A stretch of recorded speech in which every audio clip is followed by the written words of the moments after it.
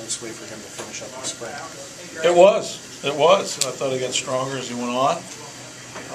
Pitched to both sides of the plate. Used his breaking ball effectively, threw some good change-ups. He cut the ball. He kept it down. And most importantly, for most of the time he was out there, so he got stretched out well. Pitched very effectively today. Is what you saw that he gave up a home run to a pretty darn good hitter and then settled down after that? Yeah, that's it. You know, he expects a lot of himself, and he never shuts himself down on an inning or an outing, and that's not the way you want to draw it up coming in. But after that, you look at the way he responded. He's done that since he's been starting. He takes a lot of pride in getting the ball and pitching deep, trying to give as many innings as he can so you can get to the bullpen when you want to. And I thought it was a very good way for him to finish off this grapefruit league today. Is it important to get a couple of wins going into the season? Any kind of momentum? You know what? Yeah, we play every game to win, but if we don't, we don't. Because we're going to start the season and we're not going to have any. So, no, I mean, you always want to win, but when you don't, you got to play good baseball to win. And we just haven't played complete games for the last 10, 11 games. We've only won a couple games. And you've got to throw a complete package out there.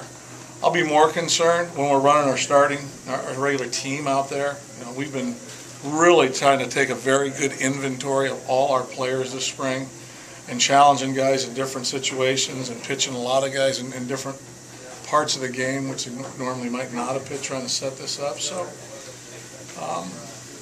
winning's always the intent, but again, the focus will obviously shift to a higher degree of that once the season starts. It seems every year in spring there's a guy who maybe on our end is overlooked a little bit, and you get to this point in the spring and he's still in there, hanging in there, and I think Correia is kind of that guy this year. What have you seen from him in terms of the perseverance? I mean, he's handled a lot of challenges you guys have thrown at him and done pretty well.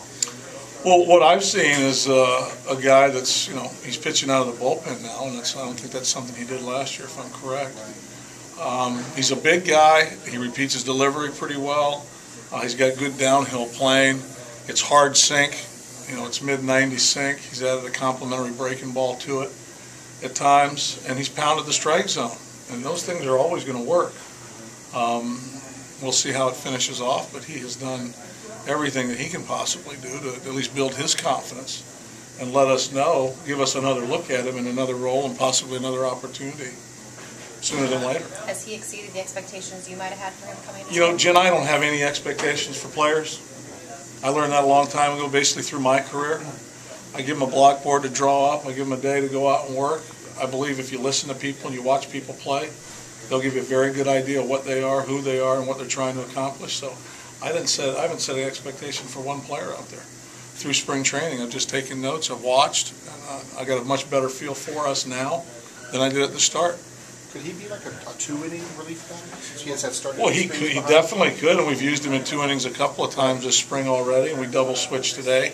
Just in case we tied the ball game up or went ahead, he was going to go back out and pitch tonight, so yes, he could be.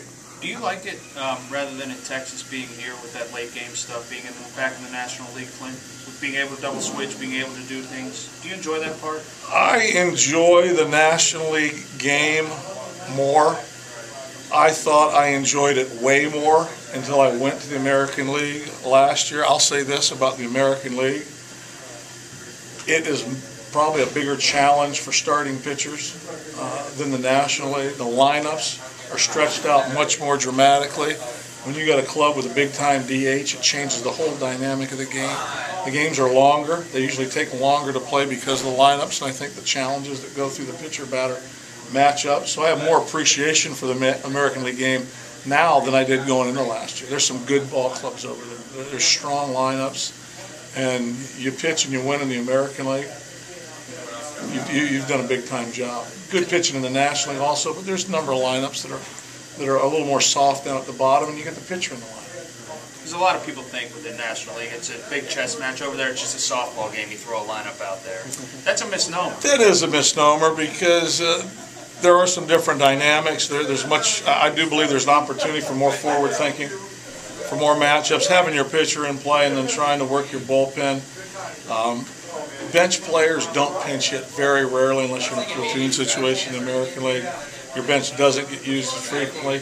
Your starting pitchers definitely pitch more innings.